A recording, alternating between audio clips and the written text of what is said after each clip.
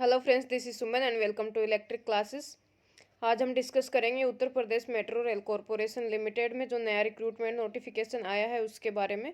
किस पोस्ट के लिए है, किस तरह की वैकेंसीज है, कितने नंबर ऑफ वैकेंसी हैं, एग्ज़ाम कब है, आपका स्टार्ट कब होगा फॉर्म फिल करना, और आप फॉर्म फिल करने की लास्ट डेट क्या है, क्या आपका मेथड होगा, जो मोड होगा एप्लीकेशन फॉर्म फिल करने का, और इसके अलावा आपका जो है एग्ज़ाम पैटर्न क्या होगा, सिलेक्शन प्रोसेस किस तरह का होगा, और एग्ज़ाम सेंटर आपके कहाँ कहाँ पे दिए जाएंगे, ये सारी चीज़ें यहाँ पर डिस्कस करेंगे।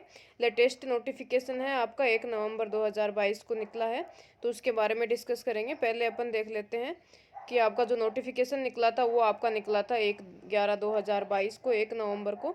इसके अलावा आपका ऑनलाइन रजिस्ट्रेशन जो है वो 1 नवंबर से ही स्टार्ट हो गया था, और अप्लीकेशन फी जो है वो आप पे कर सकते हैं 1 नवंबर से लेकर 30 नवंबर के बीच में। इसके अलावा लास्ट डेट जो है आपका रजिस्ट्रेशन का वो आपका 30 नवंबर है, और date for downloading admit card जो है वो 15/12 दे रखा है, मतलब 15 दिसंबर को। लेकिन ये आपका डिपेंड करेगा कि आपका एग्ज़ाम जब होगा उसके हिसाब से चेंज भी हो सकती है आपकी एग्ज़ाम डेट और एडमिट कार्ड की डेट, तो उस पर डिपेंड करेगा। बाकी अभी के लिए 15 जो आपका दिसंबर है वो आप एडमिट कार्ड डाउनलोड कर सकते हैं। टेंटेटिव डेट दे रखी है क्योंकि एग्जामिनेशन की, तो वो आपकी दे रखी है 2 जनवरी और 3 जनवरी को 2023 में, ठीक है। तो अगर आपकी ये डेट फिक्स रहती है एग्ज़ाम की तो आपका एडमिट कार्ड आ जाएगा आपका 15 दिसंबर को, और आप एग्ज़ाम दे सकते हैं।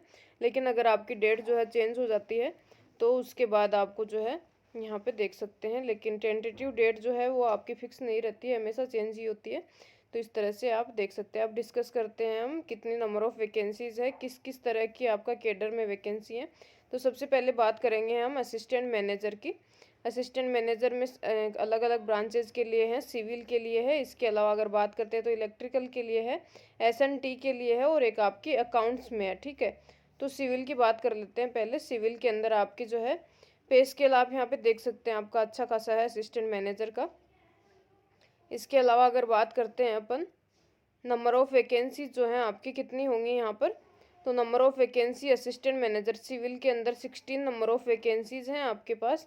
एजुकेशनल क्वालिफिकेशन की बात करते हैं तो आपको बीई या बीटेक होना चाहिए सिविल इंजीनियरिंग में किसी भी रिकग्नाइज यूनिवर्सिटी से, और 60% जो है मिनिमम पासिंग मार्क्स होने चाहिए। और अगर ईडब्ल्यूएस और ओबीसी कैटेगरी के लिए हैं तो 50% मिनिमम पासिंग मार्क्स हैं आपके पास, तो आप अप्लाई कर सकते हैं, ठीक है।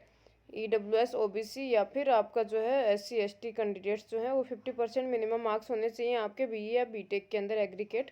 वैकेंसी की बात करते हैं तो रिजर्वेशन के अंदर आपका ईडब्ल्यूएस में 3 है, ओबीसी में 2, एससी में 4 है, और वीमेन के लिए 3 रिजर्व्ड है, और अनरिजर्व्ड कैटेगरी में 7 वैकेंसी हैं। जो रिजर्वेशन है वो सिर्फ यूपी स्टेट के कैंडिडेट्स के लिए है, अदर स्टेट कैंडिडेट्स सारे अनरिजर्व कैटेगरी में यहाँ पे आते हैं। एज लिमिट की बात करते हैं तो आपकी 21 से 28 तक आपकी एज लिमिट है। आप क्वालिफाई हैं अगर आप 28 साल के हो चुके हैं जिस दिन आपका नोटिफिकेशन निकला है, या फिर लास्ट डेट जो है आपके रजिस्ट्रेशन की तब तक, तो आप इसके लिए अप्लाई कर सकते हो। उससे ज़्यादा है तो अप्लाई नहीं कर सकते। एज रिलैक्सेशन भी है यहाँ पे, उसके बाद में बात करेंगे अभी। इसके अलावा आपके मेडिकल स्टैंडर्ड दे रखे हैं, तो टेक्निकल के हिसाब से जो आपका रेलवे के अंदर होता है मेडिकल स्टैंडर्ड, वही मेडिकल स्टैंडर्ड यहाँ पे अप्लाई होंगे, तो वो आप देख सकते हैं, ठीक है। अब अपन बात करते हैं असिस्टेंट मैनेजर इलेक्ट्रिकल के लिए। तो इलेक्ट्रिकल में नंबर ऑफ़ वैकेंसीज आपकी 8 हैं, जिसके अंदर अनरिजर्व्ड के अंदर 5 वैकेंसी हैं, ईडब्ल्यूएस में 2, ओबीसी में 1, और वीमेन के लिए 1 वैकेंसी है, ठीक है। इसमें भी वही है, बीई या बीटेक किया हुआ हो आपने इलेक्ट्रिकल या इलेक्ट्रिकल एंड इलेक्ट्रॉनिक्स इंजीनियरिंग में किसी भी रिकग्नाइज्ड गवर्नमेंट की तरफ से, जो रिकग्नाइज यूनिवर्सिटी होती है उसके अंदर मिनिमम 60% पासिंग मार्क्स हो आपके लिए, या फिर जो रिजर्व कैटेगरी है उनके लिए 50%। एज लिमिट वही है आपकी 21 से 28 साल है, और आपका जो मेडिकल स्टैंडर्ड है वो रेलवे के हिसाब से होना चाहिए, एग्जीक्यूटिव टेक्निकल कैडर के हिसाब से। एसटी की बात करते हैं तो 5 वैकेंसी हैं, और असिस्टेंट मैनेजर अकाउंट्स की बात करें तो 1 वैकेंसी है यहाँ पे। अब बात करते हैं अपन नॉन एग्जीक्यूटिव कैटेगरी की। ये सारी अपनी एग्जीक्यूटिव कैटेगरी में थी। नॉन एग्जीक्यूटिव कैटेगरी की बात करते हैं तो आपके जूनियर इंजीनियर के अंदर सिविल है, इलेक्ट्रिकल है, एसएनटी है, और अकाउंट असिस्टेंट, ऑफिस असिस्टेंट, वो अपने काम की चीज़ नहीं है। अभी अपन टेक्निकल के बारे में बात करेंगे। तो जूनियर इंजीनियर सिविल की बात करते हैं तो आप पे स्केल यहाँ पे देख सकते हैं। नंबर ऑफ़ वैकेंसीज़ की बात करें तो 43 नंबर ऑफ़ वैकेंसीज़ है। रिजर्वेशन में आप देख सकते हैं, लेकिन रिजर्वेशन सिर्फ यूपी स्टेट के कैंडिडेट्स के लिए है। एजुकेशनल क्वालिफिकेशन की बात करते हैं तो इसेंशियल एजुकेशनल क्वालिफिकेशन क्या है आपकी, 3 इयर्स डिप्लोमा होना चाहिए आपके पास सिविल इंजीनियरिंग में, या फिर इक्विवेलेंट डिप्लोमा होना चाहिए आपका किसी भी गवर्नमेंट रिकॉग्नाइज यूनिवर्सिटी से या फिर इंस्टीट्यूट से, ठीक है। मिनिमम 60% पासिंग मार्क्स होने चाहिए, और रिजर्व कैटेगरी के लिए 50% पासिंग मार्क्स है तो अप्लाई कर सकते हैं। इसका मतलब है इसेंशियल क्वालिफिकेशन है कि 3 इयर्स डिप्लोमा आपके पास होना ही चाहिए। अगर आपके पास हायर एजुकेशन भी है तो भी आपके पास डिप्लोमा होना चाहिए, तभी आप इसके लिए एलिजिबल हैं। अगर आपके पास डिप्लोमा नहीं है और बीटेक किया हुआ है तो आप इसके लिए एलिजिबल नहीं है, क्योंकि इसके अंदर इसेंशियल क्वालिफिकेशन है कि आपके पास 3 साल का डिप्लोमा होना चाहिए, ठीक है। तो ये यहाँ पे नोट कर सकते हैं कि अगर जो डिप्लोमा वाले कैंडिडेट्स हैं और जिन्होंने बीटेक भी कर रखी है तो वो अप्लाई कर सकते हैं, लेकिन जिन्होंने सिर्फ बीटेक कर रखी है तो वो अप्लाई नहीं कर सकते, क्योंकि डिप्लोमा जो है इसमें एसेंशियल क्वालिफिकेशन है। एज लिमिट की बात करते हैं तो 21 से 28 साल आप अप्लाई कर सकते हैं। वही आपका मेडिकल स्टैंडर्ड भी वही रेलवे के हिसाब से होना चाहिए। अब जूनियर इंजीनियर इलेक्ट्रिकल की बात करते हैं तो नंबर ऑफ वैकेंसी आपके पास 49 है। रिजर्वेशन में आप देख सकते हैं किस किस में क्या है। वही रहे 3 इयर्स डिप्लोमा है आपका इलेक्ट्रिकल इंजीनियरिंग में या फिर इलेक्ट्रिकल एंड इलेक्ट्रॉनिक्स इंजीनियरिंग में होना चाहिए किसी भी गवर्नमेंट रिकॉग्नाइज्ड यूनिवर्सिटी से। मिनिमम पासिंग मार्क्स आपके जो है 60% है रिजर्व अनरिजर्व के लिए, और रिजर्व कैटेगरी के लिए आपके पास 50% पासिंग मार्क्स है, ठीक है। एज लिमिट आप देख सकते हैं यहाँ पे। अब बात करते हैं अपन, एक बात तो हमने ये कर लिया कि इसेंशियल क्वालिफिकेशन क्या होनी चाहिए आपके एजुकेशनल क्वालिफिकेशन। जो इसेंशियल क्वालिफिकेशन है उसके अलावा आपके पास जो भी क्वालिफिकेशन हो अप्लाई कर सकते हैं, लेकिन इसेंशियल क्वालिफिकेशन जो है वो आपकी इसेंशियल है। अगर आपने डिप्लोमा नहीं किया हुआ है तो आप जो है जूनियर इंजीनियर की पोस्ट के लिए अप्लाई नहीं कर सकते। मिनिमम पासिंग मार्क्स आपने दे रखे हैं 60% है अनरिजर्व कैटेगरी के लिए, और रिजर्वेशन के लिए आपके पास 50% पासिंग मार्क्स होने चाहिए जो आपने ग्रेजुएशन की है या जो भी डिग्री ली है आपने। डिप्लोमा या डिग्री की बात करते हैं। जॉब प्रोफाइल की बात करें यहाँ पर, जॉब प्रोफाइल क्या होगी, असिस्टेंट मैनेजर जो है उनका ऑपरेशन एंड मेंटेनेंस का जॉब प्रोफाइल होगा, और ट्रेनिंग के अंदर जो आपको ट्रेनिंग प्रोवाइड करी जाएगी असिस्टेंट मैनेजर की जितने भी पोस्ट है उसके लिए, तो उसके अंदर जो है आपको किस किस तरह की ट्रेनिंग प्रोवाइड करी जाएगी वो आप देख सकते हैं। और आप जब सेलेक्ट हो जाते हैं उसके बाद आप ट्रेनिंग के अंडर गो जाना पड़ेगा आपको, ठीक है। अब बात करते हैं आपकी जूनियर इंजीनियर की जो प्रोफाइल क्या है, तो वही है आपका ऑपरेशन एंड मेंटेनेंस के अंदर यहाँ पे डिटेल देख सकते हैं अच्छे से आप। इसके अलावा नाइट शिफ्ट भी यहाँ पे इंक्लूड की गई है, तो ये सब आप चेक कर सकते हैं यहाँ पे। अगर आप इसके लिए जो है जो आपके लिए कन्वीनियंट है तो आप इसके लिए अप्लाई कर सकते हैं। बाकी इसके अलावा आपको जो भी है वेतन भत्ते ये सारे अपन ने देख लिया, अलाउंस क्या क्या मिलेंगे आपको वो सारे आप देख सकते हैं यहाँ पे। सिलेक्शन प्रोसेस क्या होगा उसके बारे में बात करते हैं। सिलेक्शन प्रोसेस आपका असिस्टेंट मैनेजर की बात करें या जूनियर इंजीनियर की, सबके अंदर पहले आपका रिटन टेस्ट होगा, ठीक है, सीबीटी रिटन टेस्ट होगा आपका। इसके बाद होगा फॉलोड बाई डॉक्यूमेंट वेरिफिकेशन होगा आपका, डीवी ये सब के साथ होता है।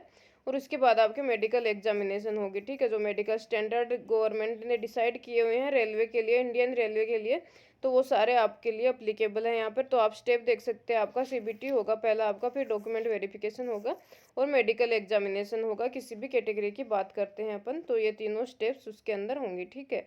उसके बाद अगर बात करें कि सीबीटी टेस्ट किस तरह का होगा आपका, तो सीबीटी टेस्ट के लिए जब आप वहाँ पे अपीयर होते हैं तो आपको आइरिस जो वेरिफिकेशन है वो किया जाएगा आपका इलेक्ट्रॉनिक मीडियम से। और आइरिस वेरिफिकेशन अगर आपका वहाँ पे नहीं होता है तो बायोमेट्रिक की जो है फैसिलिटी भी वहाँ पे अवेलेबल रहेगी। तो एक बार अगर आपने आइरिस जो वेरिफिकेशन है वो किया है या फिर बायोमेट्रिक वेरिफिकेशन किया है, तो नेक्स्ट स्टेज के लिए जब आप अपीयर हो रहे होते हैं तो वो आइरिस आपका मैच होना चाहिए। अगर नहीं मैच हो रहा है तो आपको अलाउ नहीं किया जाएगा वहाँ पर। तो ये आपके नेक्स्ट स्टेजेस के लिए हैं जब आप सीबीटी के लिए अपेयर हो जाते हैं उसके बाद में, ठीक है। मेडिकल फिटनेस टेस्ट आपका किया जाएगा, अगर उसमें आप क्वालिफाई नहीं होते हैं तब भी आपको जो है वहाँ से एलिमिनेट कर दिया जाएगा।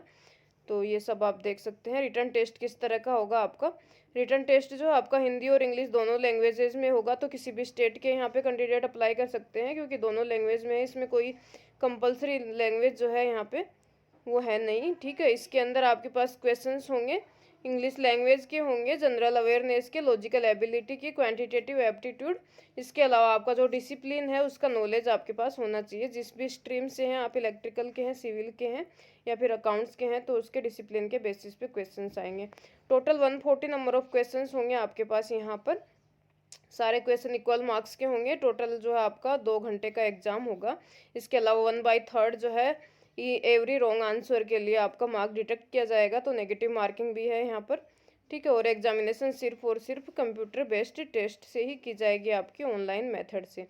एग्जामिनेशन सेंटर देख सकते हैं आप, यूपी के अदर सिटीज़ के अंदर हैं, यूपी की डिफरेंट डिफरेंट सिटीज़ में। इसके अलावा किसी और जगह पे अगर यूपी चाहे तो वो अपना सेंटर डिसाइड कर सकती है, वो उसके पास ही उसकी पावर्स है। ठीक है। इसके अलावा आप जो है ट्रेनिंग की कॉस्ट यहाँ पर देख सकते हैं। जब आप सेलेक्ट होकर जाते हैं तो आपको non refundable training cost deposit करनी पड़ेगी। एग्जीक्यूटिव पोस्ट जो है आपके असिस्टेंट मैनेजर वाली, उसके लिए आप अपीयर हो रहे हैं और सेलेक्ट हो जाते हैं तो आपको 94,400 ट्रेनिंग कॉस्ट वहाँ पे डिपॉजिट करनी पड़ेगी। और अगर जेई के लिए आप सेलेक्ट हो रहे हैं तो 35,400 नॉन रिफंडेबल कॉस्ट है, ये ट्रेनिंग का कॉस्ट है, तो ये आपको वहाँ पे डिपॉजिट करना ही पड़ेगा। ठीक है। इसके अलावा आपको देख सकते हैं श्योरिटी बॉन्ड जो है वहाँ पे आपको एग्जीक्यूट करना पड़ेगा। 3 लाख का श्योरिटी बॉन्ड यहाँ पे बनाना पड़ेगा, ताकि आप जो है बिना नोटिस पीरियड के या फिर प्रोबेशन पीरियड में आप इसको छोड़ नहीं सकते। ठीक है। अगर आप छोड़ रहे हैं तो 3 मंथ्स का प्रियर नोटिस आपको यहाँ पे देना पड़ता है, वो सबको पता होता है, हर एक डिपार्टमेंट में इसी तरह की प्रोसेस है। ट्रेनिंग एंड प्रोबेशन देख सकते हैं, 2 साल का आपका प्रोबेशन पीरियड रहेगा, इसके साथ ट्रेनिंग भी करवाई जाएगी आपको। ठीक है। रिजर्वेशन जो भी हैं वो सारे आपके यूपी स्टेट से बिलोंग करते हैं उन्हीं के लिए हैं, अदर स्टेट के लिए किसी तरह का कोई रिजर्वेशन यहाँ पे है नहीं। एज रिलैक्सेशन की बात करते हैं तो वो भी सिर्फ यूपी स्टेट के लोगों के लिए है, 5 साल का एज रिलैक्सेशन है SC ST और OBC कैंडिडेट्स के लिए। ठीक है। इसके अलावा एक सर्विस मैन है या फिर EWS है, इन सब के लिए आप चेक कर सकते हैं, लेकिन ये सारे अप्लीकेबल है सिर्फ यूपी स्टेट के लिए। इसके अलावा बात करते हैं आप किस तरह से आपको अप्लीकेशन फॉर्म फिल करना है, तो आप इसकी वेबसाइट पे जा सकते हैं, यूपी मेट्रो रेल कॉरपोरेशन की वेबसाइट के ऊपर, और वहाँ पे सिर्फ और सिर्फ ऑनलाइन मोड जो है उसी से आप अप्लाई कर सकते हैं। तो कैरियर्स जो है उस ऑप्शन में जाएंगे, रिक्रूटमेंट में यहाँ पे हाउ टू अप्लाई के लिए ऑप्शन आता है, या फिर अप्लाई हियर के लिए, वहाँ से आप अप्लाई कर सकते हैं। क्या क्या आपको डॉक्यूमेंट्स और सिग्नेचर जो पासपोर्ट साइज फोटोग्राफ है वो सारे स्कैन करके रखने हैं, उनकी क्या क्या आपको जो है गाइडलाइंस यहाँ पे दी हुई हैं, किस तरह का जो है उनका साइज होना चाहिए या इस तरह का। तो ऑनलाइन रजिस्ट्रेशन जो है वो आपका 1 तारीख से स्टार्ट हो गया था और 30 नवंबर तक रहेगा। तो आप 30 नवंबर के रात 12 बजे से पहले पहले आप फॉर्म अप्लाई कर सकते हैं। तो अच्छा होगा कि अगर आप उससे पहले ही अप्लाई कर दें, और उसके बाद आप जो है वहाँ पे फी सबमिट कर सकते हैं। रजिस्ट्रेशन स्लिप जो है वो आप वहाँ पे सेव कर सकते हैं, क्योंकि इसके आपको कहीं पे भी भेजनी नहीं है या फिर आपको कुछ करना नहीं है उसका। इन फ्यूचर आपको जो भी अगर ज़रूरत पड़ती है तो उसके लिए आप पेमेंट जो कर रहे हैं उसकी रिसिप्ट या फिर जो एप्लीकेशन फॉर्म फिल कर रहे हैं उसकी जो है प्रिंट निकाल के रखें साथ में, ताकि आपको जब ज़रूरत पड़े तो आप उसको यूज़ ले सकें। इसके अलावा आप जनरल इंस्ट्रक्शन ये सब देख सकते हैं, ज़्यादा इम्पोर्टेंट नहीं है। EWS है या फिर अदर जो भी हैं आपका SC ST या फिर आय प्रमाण पत्र है, SC ST के लिए जो भी लिखना है, या फिर OBC के लिए भी जो भी प्रमाण पत्र आपको चाहिए, उनके सारे एनेक्चर यहाँ पे जो है एनक्लोज किए हुए हैं, तो आप यहाँ पे देख सकते हैं या इनको फिल करा सकते हैं, या फिर जो आपके स्टेट के अंदर जो भी गाइडलाइंस हैं जो प्रमाण पत्र बनवाने के लिए सर्टिफिकेट जो SC ST OBC EWS के बनवाते हैं, तो उस गाइडलाइन के हिसाब से आप सर्टिफिकेट बनाकर यहाँ पे अपलोड करना है तो कर सकते हैं, नहीं तो आपको DV के टाइम पे काम आएगा तो वो आप रख सकते हैं अपने साथ। ठीक है। तो आप फॉर्म फिल कर सकते हैं 30 नवंबर तक, और जनवरी में जो है इसका एक्सपेक्टेड जो टेंटेटिव एग्ज़ाम डेट है वो दे रखा है, तो काफ़ी जल्दी आने वाला है, 1 महीना ही है, 2 महीने मान सकते हैं आप, नवंबर और दिसंबर। तो आप इसके अच्छे से जो है प्रिपरेशन कर सकते हैं। इसके अलावा आप जो है इस चैनल के ऊपर हर एक सब्जेक्ट के लिए इलेक्ट्रिकल से रिलेटेड बात करूँगी, हर सब्जेक्ट के MCQ जो है सीरीज़ यहाँ पे अपलोड की गई है, तो आप यहाँ पे चेक कर सकते हैं। इसके अलावा अब स्टार्ट करेंगे नई MCQ सीरीज़ हर एक सब्जेक्ट के ऊपर।